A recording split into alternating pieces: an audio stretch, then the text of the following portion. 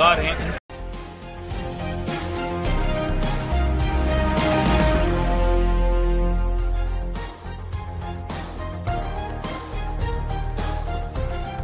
A very warm welcome to World 360 with me, Akanksha Swaroop. Now, in the week gone by, India has managed to strengthen defense and technology ties with the United States in the midst of growing threat from China.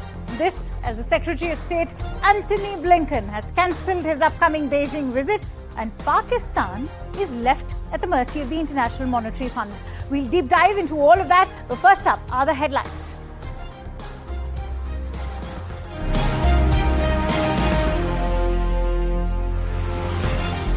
After cancelling his weekend trip to Beijing, US Secretary of State Antony Blinken calls the alleged Chinese surveillance an irresponsible act and a clear violation of US sovereignty and international law. Amid China's growing threat, India and the United States boost defense and technology cooperation. Earlier this week, India's NSA Ajit Doval met his US counterpart Jake Sullivan for the inaugural initiative on critical and emerging technologies. An IMF delegation visits Pakistan in a last-ditch effort to revive financial aid with strict conditions. Pak Prime Minister warns, says the economic challenge is unimaginable. And up to 500,000 British workers walked off their jobs on Wednesday, demanding better pay and working conditions. UK is plagued by a cost of living crisis labelled as the worst in decades.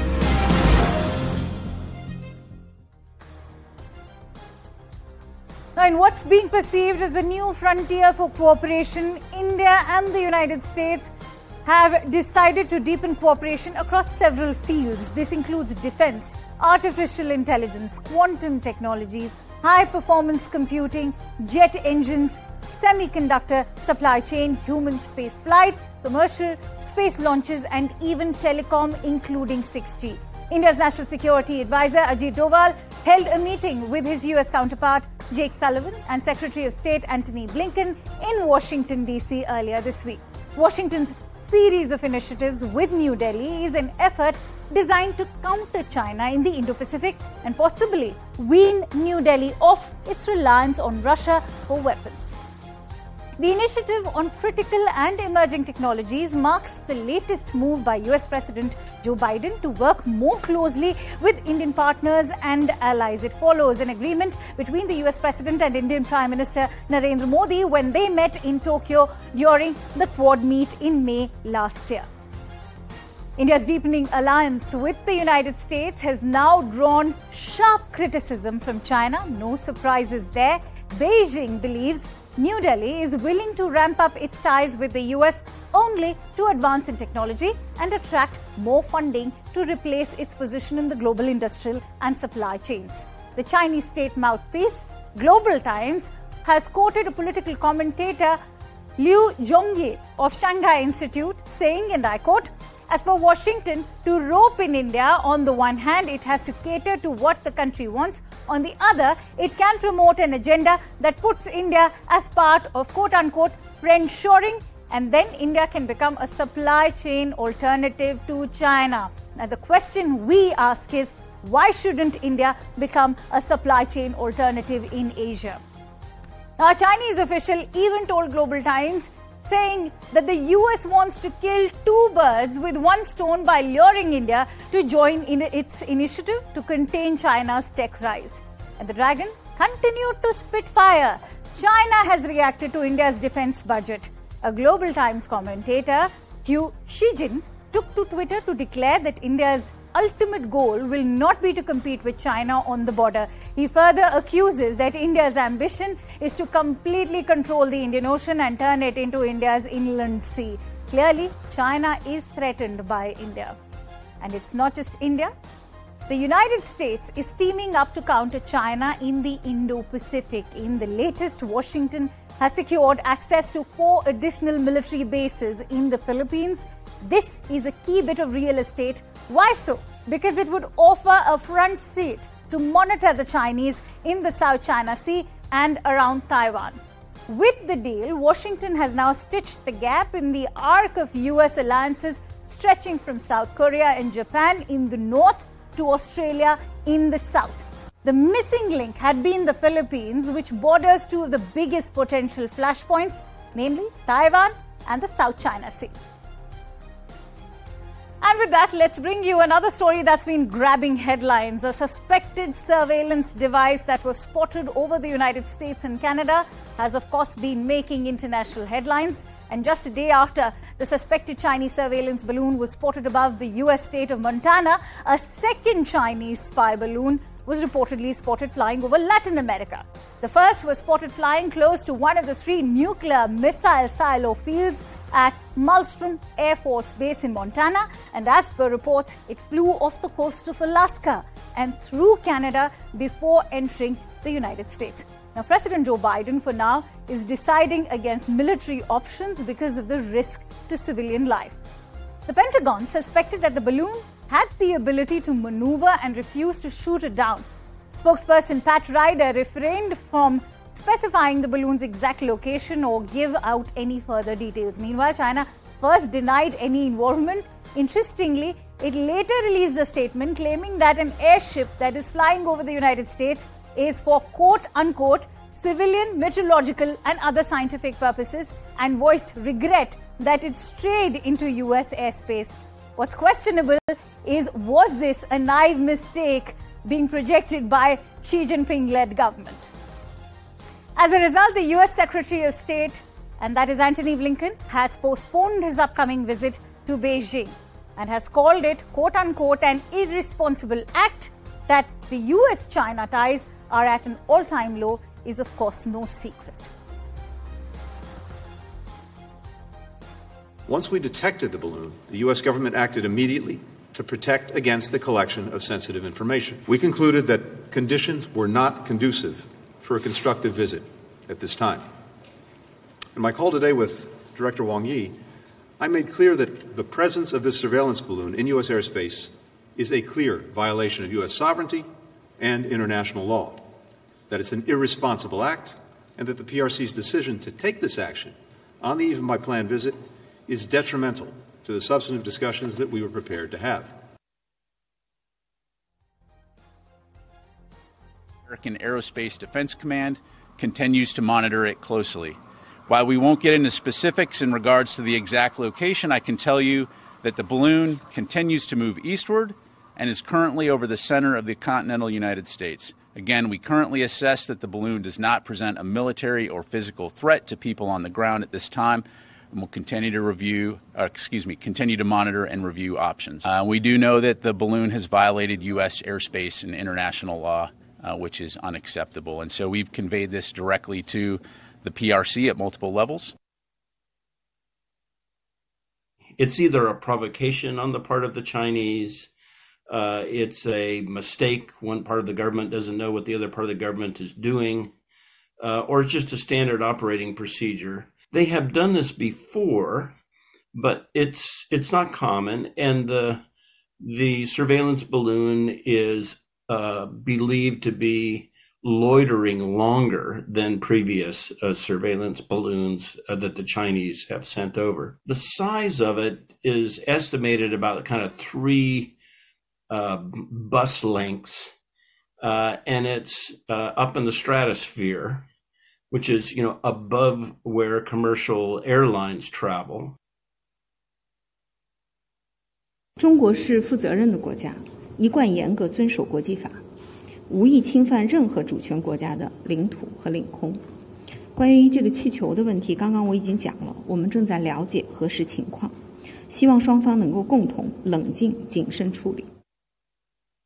And staying with our focus on India and the United States, CNN News 18's managing editor Zaka Jacobs spoke exclusively with U.S. Undersecretary of State for Political Affairs Victoria Nuland about the war in Ukraine and India's decision to buy oil from Russia. The U.S. Undersecretary also spoke about India's significant role in the Quad. Let's listen in.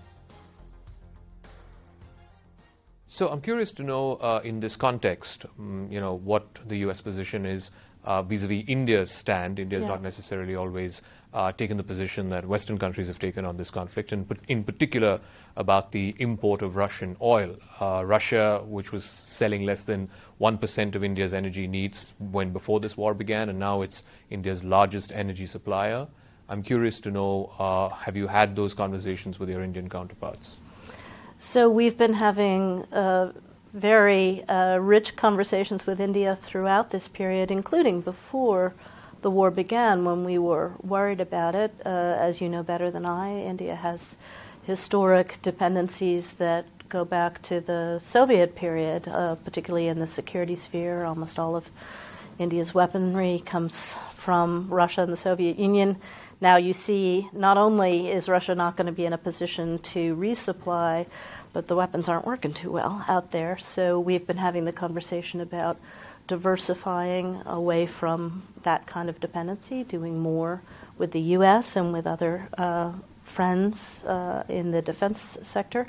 And of course, on the energy side, India, as you know, buys on the spot market, so it always goes for the best price. So one of the things that we've been talking about before and during and after the decision on an oil price cap by many of us was that this would actually benefit India. So even though you're buying more Russian oil, the fact that you're paying cheaper prices for it is good for India, but it also dries up the revenue that would otherwise contribute to Putin's war machine. So, this is where we are now. You're going to buy your oil from somewhere. What we want to ensure is that you're not fueling the war. Just to take that conversation forward, the Indo-Pacific, of course, is a big priority for the United States, as indeed it is for India. Where do you see the future of Quad? We're already seeing countries like Japan, for example, which is a pacifist constitution, did not have an aggressive standing army, now really thinking seriously about changing that posture. Do you see an increasing militarization of the Indo-Pacific? Well, we're trying to do actually the opposite, Saka. We're trying to ensure through the cooperation that we have, India, Australia, Japan, U.S., to preserve a free and open Indo-Pacific, not only in our own interest, but in global interest. 50% of global trade goes through the Taiwan Straits. So the work that we do in Quad is about keeping things open, keeping them free, but it's also about advancing maritime security. It's about advancing climate goals. It's advancing food security, all of these kinds of things that the democracies need to work on together, even as the autocracies work to change the global rules of the road. And with that, we bring you the latest on the war in Ukraine. The European Union has now stepped up its support to Ukraine amid war by organizing a summit at the center of the war, and that is in Kiev. European Union leaders Ursula von der Leyen and Charles Michel arrived in Kiev by train, a journey considered symbolic to demonstrate support for Ukraine on its upcoming first anniversary of Russia's invasion. The European Union offered strong support for Ukraine at the summit held in Kiev as air raid sirens wailed in the background. The von der Leyen, EU Commission's president, has said that she has set no rigid timelines for Ukraine's accession to the EU bloc. But Ukraine's President Volodymyr Zelensky used this summit to step up calls for his allies to deliver long-range weapons. What's noteworthy is that the EU-Ukraine summit was the first on Ukrainian soil ever since the Russian invasion began. Про що конкретно ми домовились сьогодні? Є розуміння, що почати переговори про членство України в ЄС можна цього року. Є розуміння партнерами також і того, що цього року маємо, як і той рік, незмінно посилювати оборонну підтримку нашої держави і тиск на Росію, зокрема санкційний тиск. There are no rigid timelines, but there are goals that you have to reach. Reforms, for example, to improve a situation in the candidate country, to then reach the accession negotiations and the accession itself. The EU will support you in every way we can for as long as it takes. We are not intimidated. and will not be intimidated by the Kremlin, because Ukraine and the EU, we are family. And my second message, the future of Ukraine is within the European Union. The Ukrainian people, you have made a clear choice for freedom, for democracy and rule of law, and we in the EU, we have also made a clear decision. Your future is with us in our common European Union. Your destiny is our destiny. Now with that, let's shift our attention over to the multi-front crisis in Pakistan, which continues. On Monday, Peshawar was rocked by a suicide bombing near a mosque which claimed over 100 lives. On the economic front, the IMF and Pakistan have concluded their first round of technical talks. The IMF is going to be sharing 9 tables which comprise macroeconomic and fiscal frameworks with Pakistan. Now, Prime Minister Sharif of Pakistan has termed IMF's conditions as quote-unquote beyond imagination. The next round of talks are on the 9th of this month, and the IMF will sign off on the bailout, and only if Pakistan manages to fulfill on the listed out demands that have been posed by the IMF. Pakistan had sketched out a $6.5 billion loan package with the global lender, which has so far paid out roughly $4 billion. And with that, we bring you the cost of living crisis in the United Kingdom, which has led to the biggest coordinated strike in more than a decade.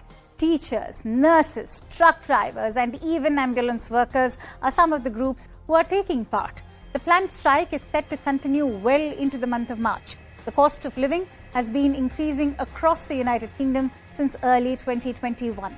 The annual rate of inflation reached 11.1% in October last year, a 41-year high, before easing to 10.7% in November and 10.5% in December of 2022. Now, some of the reasons behind the cost of living crisis include strong demand from consumers and supply chain bottlenecks. Beyond this, energy prices have witnessed a steep upward trend following Russia's invasion of Ukraine. And what will this now mean for the United Kingdom, especially the Conservative government and the Prime Minister Rishi Sunak? Let me quickly bring in CNN News 18's Sanjay Suri, who joins me live with more details. Sanjay, do take us through what this crisis actually means, because Wednesday's strike was the largest ever since Margaret Thatcher was in power in the 80s. Is this UK's biggest cost of living crisis in decades? Could you give us a sense?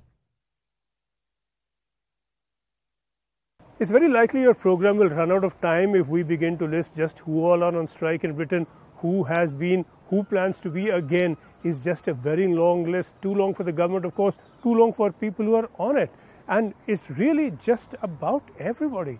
Nurses, teachers, railway staff, bus staff, driving test instructors, border control staff, at ports, airports, just about everybody is demanding more money. They just need it to handle basics. It's turning out to be quite a struggle. Rishi Sunak is refusing to give in to most of these demands on the ground that higher wages will mean higher inflation, and there is some sign now that inflation is being limited at last, but food prices are still going up despite that curb on inflation, and that's what's hitting home, and people need relief in the here and now, and this confrontation really is showing no signs at the moment of easing out. Absolutely. We wonder when the situation will ease out in the UK. Many thanks to you, Sanjay Suri, for bringing the latest. And in the last few weeks, there have been a spate of disturbing incidents of temple vandalism in Australia and Canada. In Australia's Melbourne, 3 temples were vandalized with anti-India and pro-Khalistani graffiti. This week in Canada, the Gauri Shankar Mandir in Canada's Brampton was vandalized with similar graffiti. India's External Affairs Ministry has responded to this uptick in hate crimes, firmly rejecting the Khalistan referendum.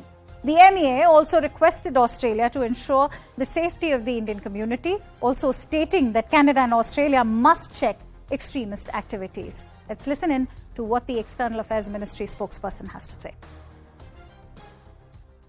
We have also conveyed our firm rejection of the so-called Khalistan referendum and the politically motivated exercises by extremist elements. We have been repeatedly taking up with the Australian authorities our concerns. And with that, it's time to slip into a quick break, but don't go anywhere because global news and updates await your attention on World 360.